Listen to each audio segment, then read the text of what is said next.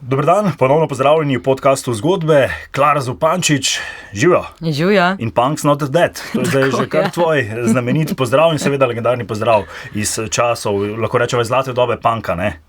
Res je. Zdaj, v tretjem delu radijskega dokumentarca Zgodovina neposlušnosti se odmikamo od velikih mest in globalnih zgodb in gremo dobesedno na teren, ne? Gremo nazaj domov. Ja, in tukaj blizu radija, kakšna 2-3 kilometre, se je zgodil punk v Sloveniji in tudi v širši Jugoslaviji. Na gimnaziji Moste so punkerti odigrali prvi koncert. Ja, in punkerti niso bili edini, ki so posvojili to punkovsko držo, način razmišljanja. Virus se je hitro razširil po Sloveniji in pa seveda tudi po nekdanji Jugoslaviji in ta del tokrat jemlješ pod drobnogled. Srečali si se z številnimi sopotniki tistega časa, ne? Šli smo pa tudi na to gimnazijo, mimogrede, ne? Ja, obiskali smo gimnazijo in bogato punk ustvarjalnost so mnogi obeležili v obliki filmov, knjig, razstav, ki smo jih tudi obiskali in poletimo celo v Las Vegas. Dajmo. Punk. Zgodovina neposlušnosti. Slovenija je čudež v marsičem, ker si je mladina izborila že v 50 letih pravico do žuriranja oziroma do samostojnega delovanja. V uvodnih 2 delih radijskega dokumentarca Zgodovina neposlušnosti smo s punkericami in punkerji potovali od izmuzljivega rojstva punka skozi prizorišča, kjer je dobil glas in obliko, do različnih obdobij, v katerih se je vedno znova spreminjal. Punk ni nikoli obstajal samo kot glasba, ampak kot odziv na čas, prostor in razmere. Že od začetka je bil poln protislovij, različnih vplivov in nenehnih mutacij. Kmalu potem, ko je punk vzklil v tujini, je dobesedno eksplodiral tudi doma.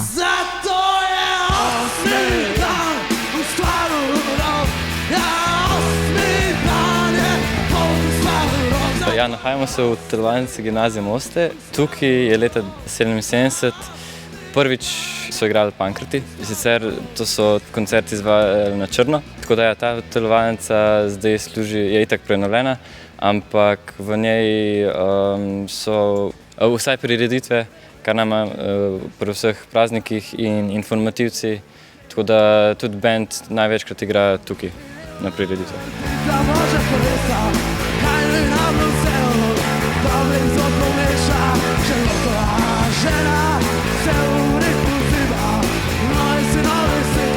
Danes sicer nekoliko prenovljeni telovadnici gimnaziji Moste je oktobra 1977 potekal prvi punk koncert v Sloveniji in Jugoslaviji. Pero Lovšin je bil dijak prav te gimnazije in doma na drugi strani Ljubljanice, zato ni bilo presenečenje, da so punkerti prvič zaigrali prav v Mostah. Na koncert, od katerega bo kmalu minilo 50 let, opominja tudi spominska tabla na stopnišču gimnazije, kjer še danes gojijo tradicijo šolskih bendov. Velika prednost je našega benda to, da nas veliko igra, naprimer 2 sva kitarista in je lahko res vse stranski. Lahko igramo od popa do metala, do punka, pač vse. Pa pouk lahko špricamo, to je tudi dobro. To bo kar punk. Ja, za proslave pa tu, ko planiramo, tudi dobro. Meni je veliko različnih žanrov všeč, tako da tudi punk mi je zelo v redu. Sam punkerti so všeč, ali so to neki stari prci? V redu so, klasika pač, ampak jih ne poslušam lih toliko. Punk seveda ni več najbolj priljubljena zvrst med gimnazijci. Vseeno pa obstajajo tudi oboževalci, predvsem zaradi nekonvencionalnega pristopa. Glasba brez pravil, se pravi, pišeš, igraš, kar hočeš, pa te ne briga, kar si kdorkoli misli. Ne brigate, kaj si kdorkoli misli. Vsekakor dobra filozofija, še posebej za današnje čase. Sicer pa tudi aktualne generacije gimnazije Moste poznajo in občasno poslušajo seveda tudi punkerte, vendar jih šolski bend ne preigrava. Imajo pa dijaki med svojimi omiljenimi komadi tudi punkerte.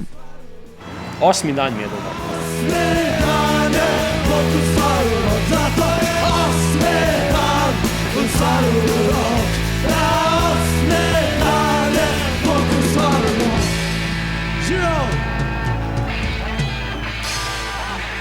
Da je 8. dan Bog v Ljubljani ustvaril rock, no pravzaprav punk, je hitro odmevalo po nebeških stezah nekdanje Jugoslavije. Najprej je punk zaneslo na Reko in v Zagreb. Takrat so bili prljavo kazalište. Jaz sem odrastal uz česte tučnjave v školi, uz ratne filmove v boji, jer jaz sem stvarno sretno dijete. To je bil ta bend in v tem duhu smo tudi, se mi zdi, živeli in doživljali svet, ne, da smo bili sretna djeca, čeprav je bilo tudi noter veliko gneva in žalosti in tizga, kar moče ni bilo tako veselo.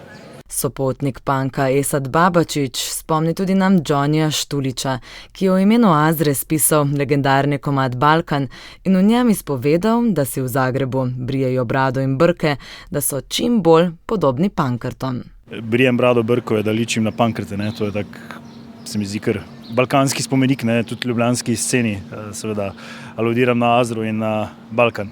On se je moral malo postrišti, ja, zato, ne, Johnny, ne, čeprav se ni, ne, v resnici, ampak v pesmi, je dal neko posvetilo, ne, punku, ne, čeprav ga je prav malo brigal, se mi zdi, za ta punk, ampak je njegova energija, njegova karizma se krasno ujela z nami in mi smo ga gledali gor na odru glihka enega svetnika, no. V Jugoslaviji konec 70. let pod površjem brbota energija mlade generacije, ki je želela vzpostaviti pogoje tam, kjer jih ni bilo. Gregor Tomc. V Sloveniji ni bilo nobenih pogojev za nastanek punka. V Sloveniji so šele začeli nastajati hipijevski bendi okrog leta 75. Torej mi smo bili veliki kulturni zamudniki. Slovenija je bila, kar se rock glasbe tiče, dejansko puščava. Ena nemška revolucionarka Rosa Luxemburg je nekoč rekla, pogoji niso nikoli zreli, samo pogoje za revolucijo ustvariti. In to, kar smo mi s punkom delali, je bilo dejansko to, da smo sami pogoje vzpostavili v situaciji, ko nobenih pogojev ni bilo. Na radijih se ni ta glasba vrtela, v snemalne studije nisi mogel priti, nobenih koncertov do zunaj praktično ni bilo. Skratka, to je bilo kaj ena oaza sredi enega zanimivega dogajanja.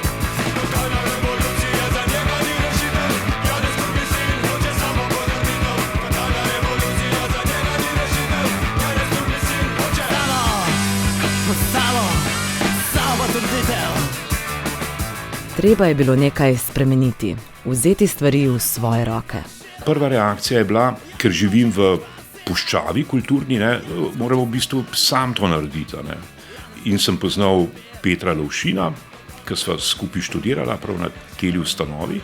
On je študiral novinarstvo, jaz pa sociologijo. In Pero mi je že igral te svoje komade, on je bil kantavtor. Mislim, kantavtor, tako sam doma je sam zase igral. In so bili njegovi komadi v bistvu všeč, ker so bili na eni strani preprosti, ni bil glih kitarist, da bi znal ne vem kaj igrati, na drugi strani so bili pa odštekani, naprimer komadi kot Bruhajmo vsi, bruhaj tudi ti, o prednostih kolektivnega kozlanja, naprimer, ali pa komad je imel o tem, kako mu je nekdo porno projektor ukradel in si ni mogel več drkati in tako naprej. Take stvari, ki so bile leta 76 v Sloveniji nepredstavljive. V Sloveniji smo takrat Tomaža Pengova. Tomaž Pengov, ki je bil ena kombinacija Boba Dylana pa Donovana.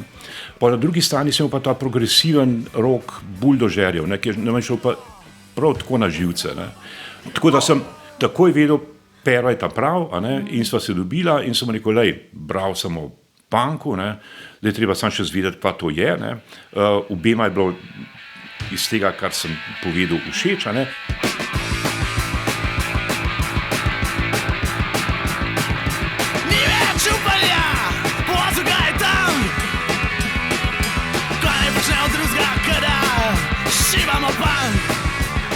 Prvi koraki, oziroma bolje, prvi koncert punkertov zaznamuje trenutek v času, ko se je zdelo, da se nekaj lomi, hkrati šele zares začenja. Leta 77 smo imeli pač en koncert na gimnaziji Moste. Pa kaj? Lahko se ne bi nič zgodil. Ampak se je zgodil to, da so bili eni ljudje navdušeni, da je ta iskra preskočila. Izkazalo se je, da veliko ljudem v Ljubljani gre obstoječa rock scena na živce, da jih dolgočasi. Če ne bi ta iskra preskočila, smo mi danes tukaj ne bi pogovarjali, zato ker se ne bi nič zgodilo.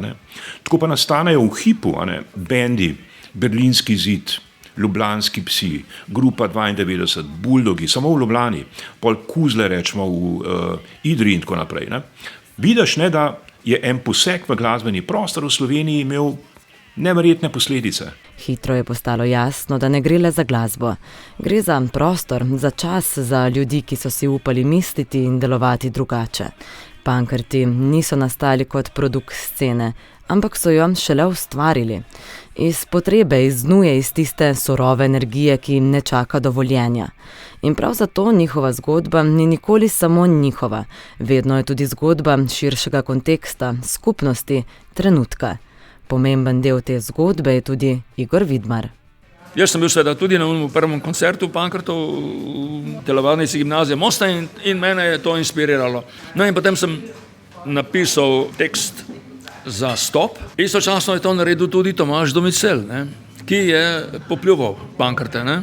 Daniel Levski je bil dovolj, da rečem, načelen in pošten in da rečem tudi daljnoviden in je objavil mojo recenzijo, ne pa Domisleve. No, potem sem začel hoditi na njihove vaje. Ne vem, kako sem si pač kar rekel, bom pa šel, zvedel sem, kje imajo vajo, sem kupil flaško liter vina, sem šel tja in medtem, ko sem imel vajo, sem tam sedel, poslušal, no, po koncu vaje smo pa spili tisto vino in se malo pogovarjali gor dol in tako smo začeli sodelovati,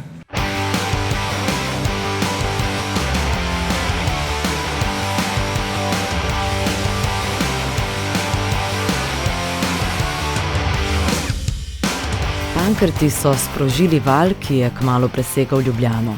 Za njimi so se začele pojavljati nove skupine, novi prostori, novi glasovi.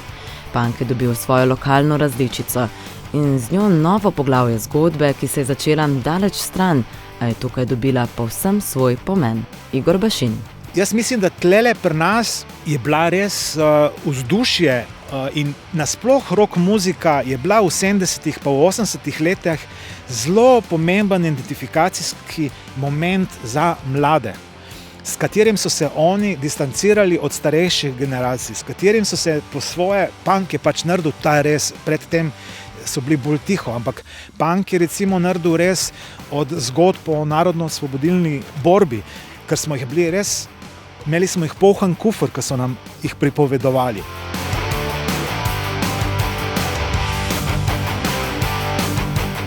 Je to vodilo k temu, da so se ene stvari začele premikati.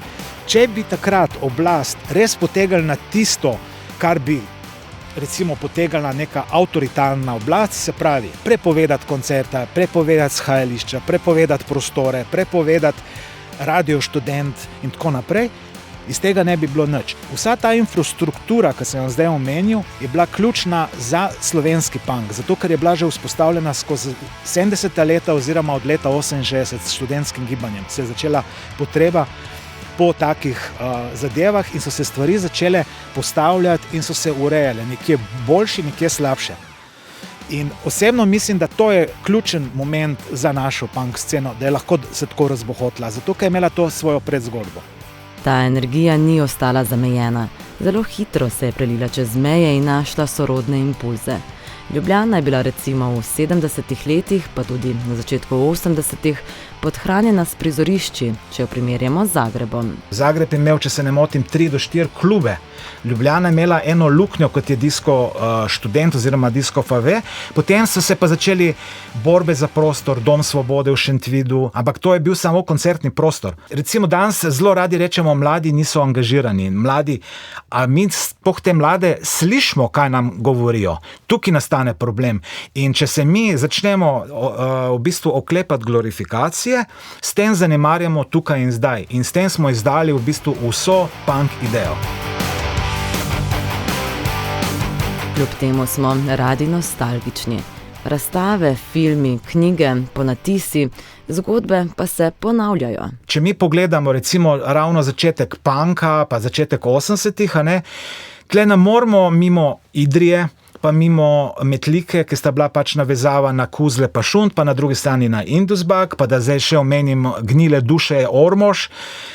Se pravi, se je nekaj dogajalo in sproti, ko se je pa recimo skozi 80 vzpostavljala neka mreža in klubske scene, mladinskih centrov, festivali, je ta scena res rasla. Ko ti začneš v glavnem nekaj povzdigovati, moraš se zamisliti na tem, da boš ti prikazal vendarle neko vsesplošno sliko ali pa rečeš ne, to je zgodba o neki majhni ekipi ljudi. Kar se tiče te nostalgije, če ne bomo poskrbeli za lasten spomenik, ga tudi ne bomo imeli. Vsako okolje je punkovsko energijo prevedlo po svoje. Nekje bolj surovo, druge bolj poetično, a povsod z enako potrebo. Povedati stvari na glas, brez olepševanja. Igor Drnovšek. Ljubljana je bila pač takrat glavno središče punka v Jugoslaviji, pa tudi verjetno na širše. Od punka to naprej, torej od pojava recimo tega prvega vala punka Sex Pistols, ki so ga punkarti pa prvi punk bendi v Sloveniji dokaj hitro zagrabili že kakšno leto kasneje, se je to razplamtelo in je prišlo do cele eksplozije punk bendov, od Ljubljanskih psov, Berlinski zid, Kuzle, da ne bom našteval pa koga pozabljal, ampak bilo je tega ogromno in to so vsi sledili val za valom. Dejansko vsaka generacija 18-letnikov je prevzela določeno obliko punka in ga nadaljevalo. In mi smo lih uleteli v obdobje takoj za tem obdobjem, ko so bili otroci socializma, Okult, spet da ne koga pozabil, in uleteli smo pa v ravno anti-punk obdobje, v bistvu se rekli temu hardcore, kateremu se je pa v tem njihovem pojmovanju zdel punk premehak in da potrebuje neko dodatno spodbudo, torej vrnitev k koreninam, oziroma Sex Pistols so se jim zdeli kot Beatli in tako je podobno. In v to sceno smo pa mi padli s svojimi 16-17 leti.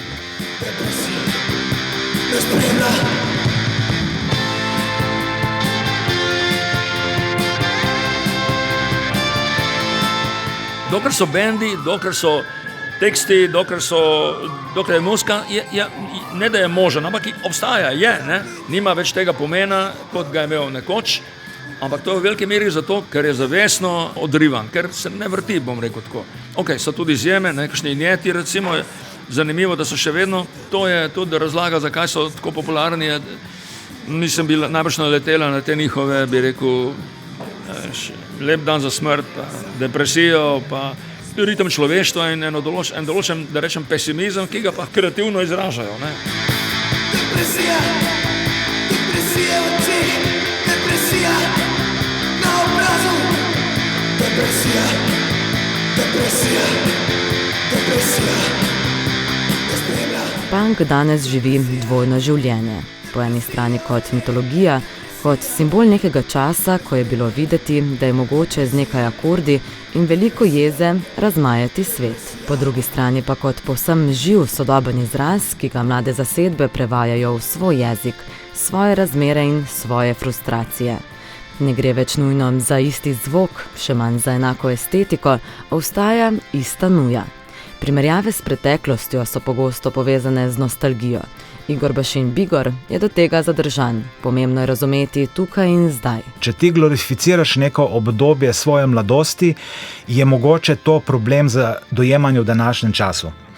Jaz osebno nostalgičen za nekimi svojimi cajti, mladimi leti, niti toliko nisem. Ampak moram pa po drugi strani reči, da mi je doskrat težko, ko se pa določene zgodbe zgubijo. Doskrat opazim, da potem zmerom ven začnejo štrleti samo posamezna imena, posamezna prizorišča. In tle vidim spet zgodbo o konfliktu med generacijami. Neka starejša generacija bo očitala malo mlajše generacije, sej niste nič. Ampak če gremo na tako zgodbo, potem moramo tudi pri punku biti zelo pazljivi. Punka brez dogajanja v 70-ih letih, z vso to recimo mini infrastrukturo, ki se je vzpostavila recimo v Ljubljani in potem se s tem širila tudi po celi ostali Sloveniji, navezovala se na tedanjo Jugoslavijo, tega punka ne bi bilo. Da si izve sam do sebe, da te boli kurac, pardon izrazu, kar si kdo misli in da pač furaš tisto, kar furaš.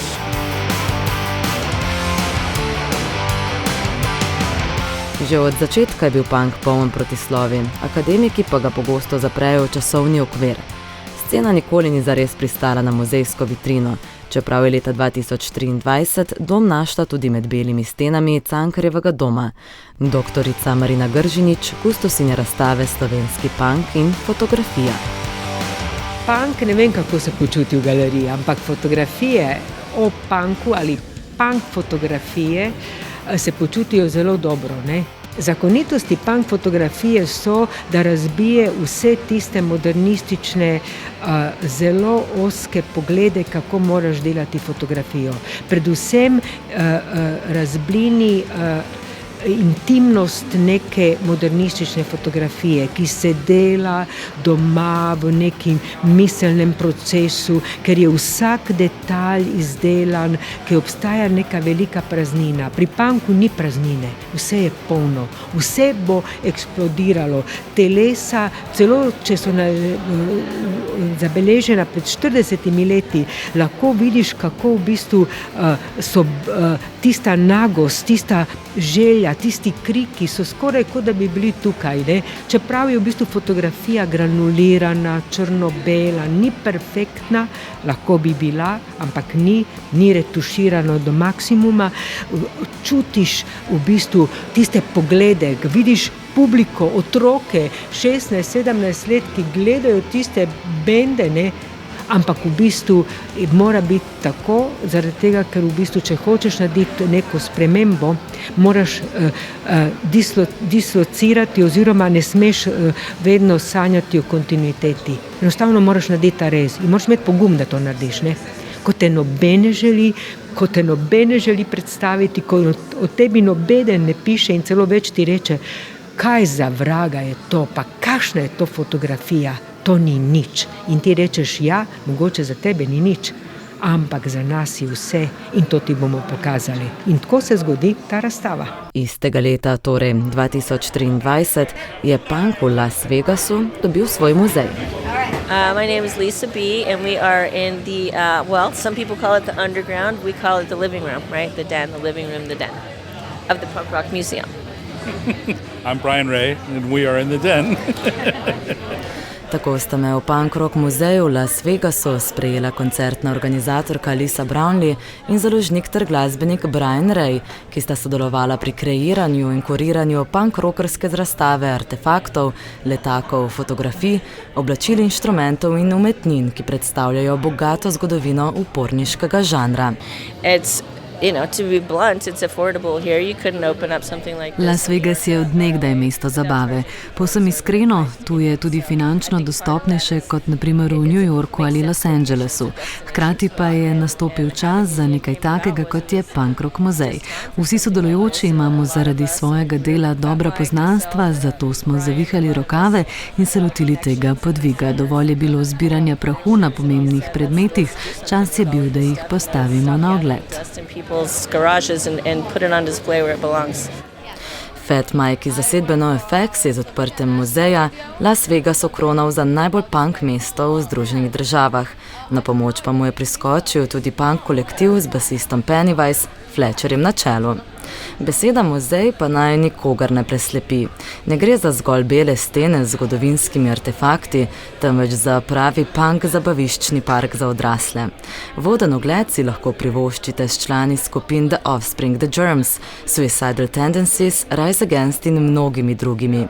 Ne manjka niti bar z najbolj odbitimi in močnimi koktejli, v muzeju se lahko tudi tetovirate in celo poročite.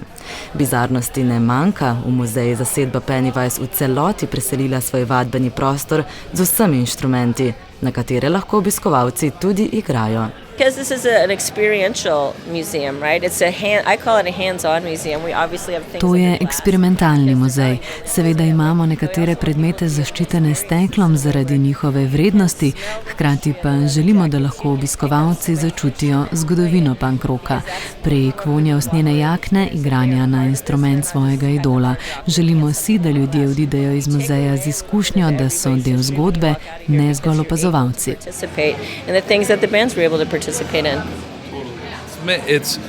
I think at its core, we decided that we wanted to reinvent the meaning of the word museum. V samem bistvu smo želeli na novo izumiti besedo muzej. Gre za eksperimentalni, doživljajski muzej, a ta mora biti še veliko več kot to. Ne govorimo zgolj zgodbe o punk rocku, želimo si, da vsi obiskovalci postanejo njen del. V punk rock muzeju se lahko tetovirate, uživate v baru, celo poročite. Ljudem nočemo zgolj kazati predmetov, želimo jih tudi izobraziti ter jih sprejeti odprtih rok. Tega ne bi mogli storiti nikjer drugje kot v Las Vegasu.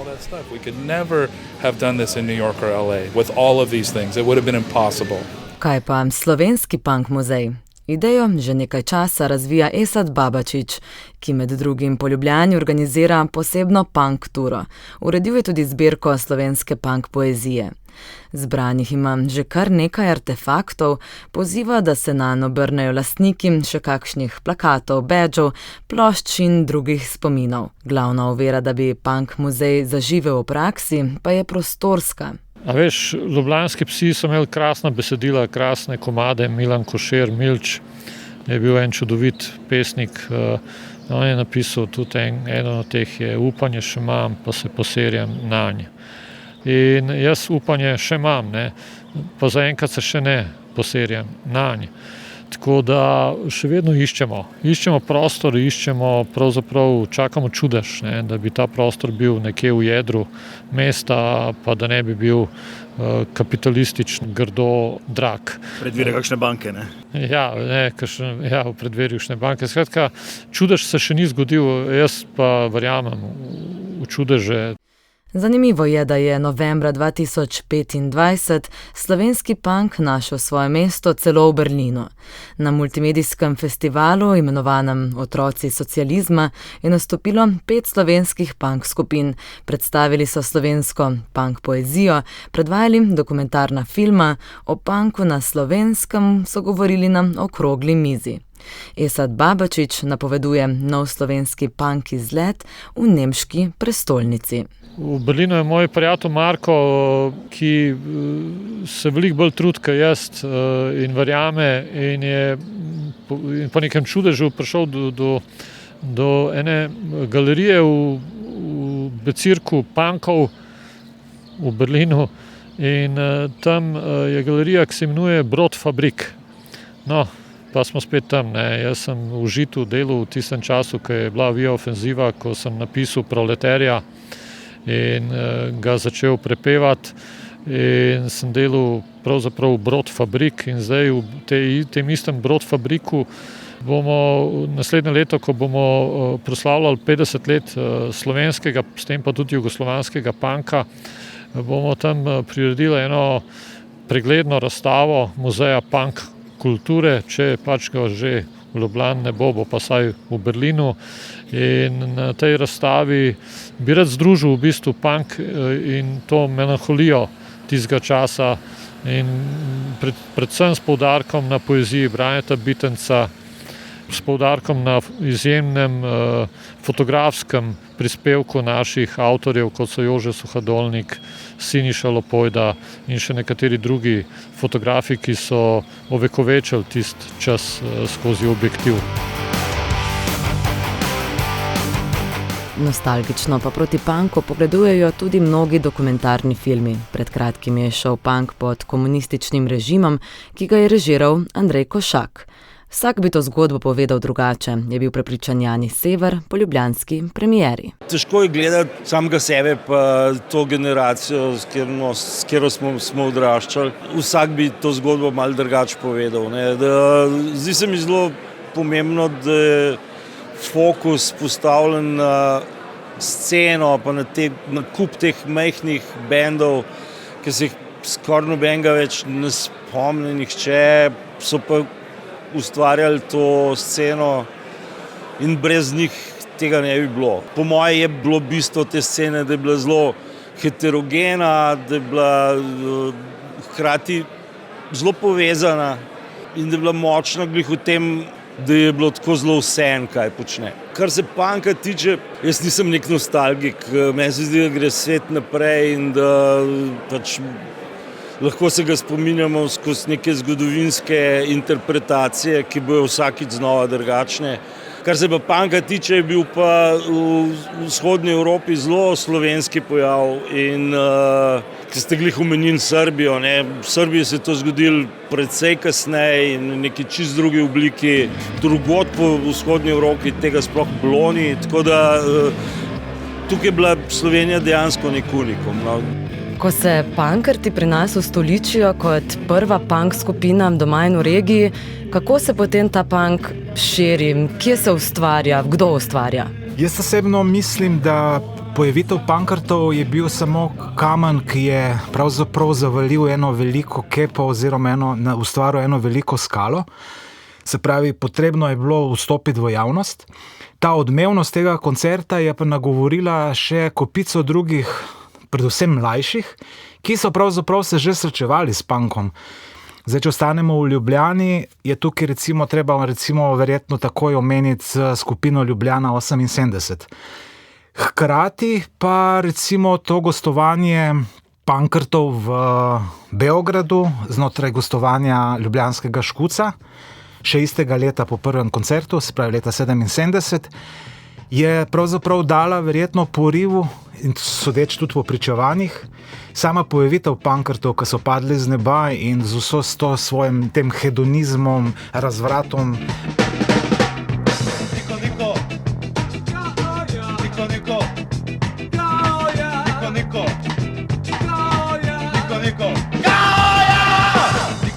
Ključno je bilo, da je nekdo dal začetni sunek. Zmerom se rad vračam k tej anekdoti, ampak Koja iz Šarlo akrobata oziroma discipline kičme zelo rad reče, da njemu je bila pravzaprav ta pojavitev punkertov in njihove muzike mu je bila nekaj tako, kaj se pa tebe grejo. In zato smo mi morali nastopiti. Po pričevanjih je bilo v Zagrebu zelo podobno. No, oni se pojavijo v galeriji SC-ja, tam je prisotna ekipa bodočih članov Azre, Filma in podobnih. Tudi Prljavo kazalište je bilo tam, prvi bend v bivši Jugoslaviji z uradno izdanim singlom.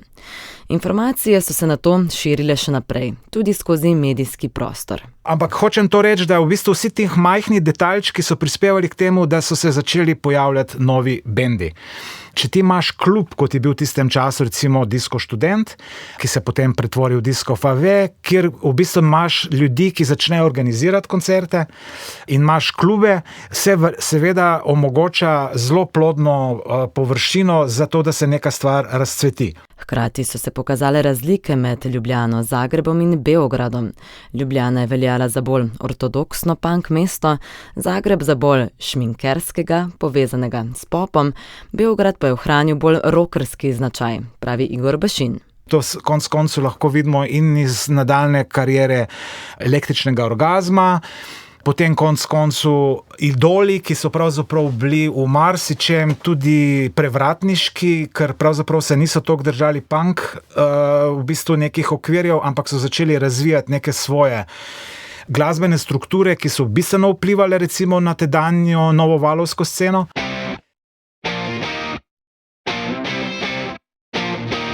Hkrati pa ne morem mimo tega, da pravzaprav se izkaže, da je generacija za generacijo sproža svoje konflikte. Se pravi, mlajša generacija stopi v konflikt z starejšo in na primeru punka se to je recimo zelo fajn pokazalo takoj v začetku 80-ih s pojavitvijo hardcora, ko pravzaprav ljubljansko pleme hardcore kolektiv se pravzaprav distancira in začne negirati punk, zaradi tega, ker jim je prepočasen, grejo v bistvu na to radikalnost. Ampak jaz osebno mislim, da to je vse povezano s pritokom informacij in punk recimo kot tak je razširil to opcijo, da pravzaprav že prej so seveda ljudje kupovali plošče v Trstu, Celovcu, nabavljali plošče prek poštnih katalogov, založb in to, ampak pri punku je bilo pa to značilno, da je res poudaril ta neodvisni zavračanje v bistvu velikih založb in oblikovanje svojih majhnih založb in ljudje, kolikor jih tudi sam poznam in tudi kasneje tudi sam bil v tem, Glasba vedno poskuša preseči okvir, ga razbiti, radikalizirati ali mutirati. Če zdaj gremo čisto po obdobjih od konca 70-ih pa do danes, pravi 50 let, bi videli vzpone in padce. Vzpone mislim v tem, da se pojavljajo neki novi glasbeni pristopi, novi glasbeni pojavi, ki se v marsičem zgledujejo tudi po punku. Ne govorim zdaj samo o zvoku, ampak predvsem o načinu delovanja. Po drugi strani se pa začnejo potem pojavljati to, ne vem, ko gre mimo recimo ta val hudega hardcora, se začne pojavljati post-hardcore, ko se začnejo že zapletati zadeve. Hkrati pa bolj, ko je plodno in razgibano območje, bolj prihaja do različnih odklonov. In recimo, če zdaj ostaneva samo na Slovenskem, recimo, če gledamo skozi 80. leta, pa tudi na nadaljevanju 90-ih, vidimo, kako se v bistvu različni pojavi, različni bendi probajo zmerom nekaj novega iskati, pri nekom se zgledujejo, hkrati pa iščejo svoj lasten izraz. Punkerti so bili tisti, ki so prvi glasno zarezali v prostor, ampak niso bili edini. Bili so del širšega nemira, ki se je istočasno dogajal na več koncih, v različnih oblikah z različnimi poudarki. Rajko Muršič. Ti vemo, da se je začelo s punkerti tule v Ljubljani, tukaj tega zgodovinskega dejstva ne moremo odmisliti. Ne? Je bilo pa kar precej igranja tega posodobljenega zvoka tudi drugot. Ne? V Mariboru je delovala ena zasedba, ki se je takrat imenovala Preporodni Srgan, zdaj bomo pa malo punka igrali in tako naprej. Ne? Govorimo o 77-78 letu. Ne? In še v marsikaterih drugih manjših krajih, recimo z Trate, ki sem jih sam preučeval, oziroma okolje severnih slovenskih goric, vemo, da se je začelo 79.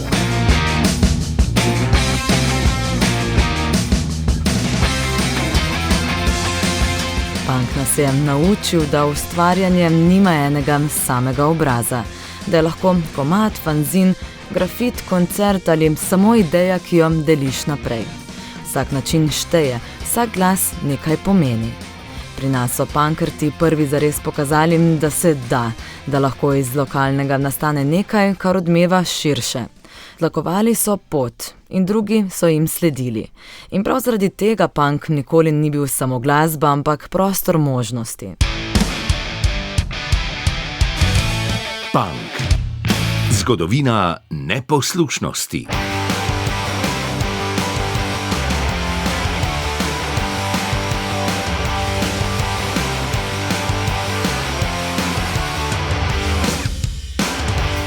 Vse upor, ne? V bistvu tudi navijaštvo je upor, punk je upor, rock je upor.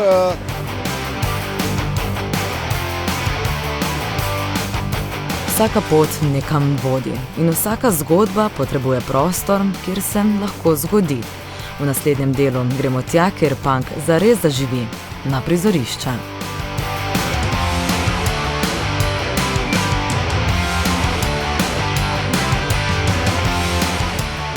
To je bila 3. epizoda radijskega dokumentarca o punku Zgodovina neposlušnosti v produkciji Vala 202. Pravljam ga Klara Zupančič, pomagajo mi Vida Lestan, Luka Hvalc in Mirta Berlan. Priporočam, da se naročite tudi na podcast zgodbe, kjer bomo kmalu objavili naslednjo epizodo. Punk's not dead. Do naslednjič. Za mene je punk neka skupnost, nek community spontanih, istomislečih ljudi, ki si znamo med sabo pomagati.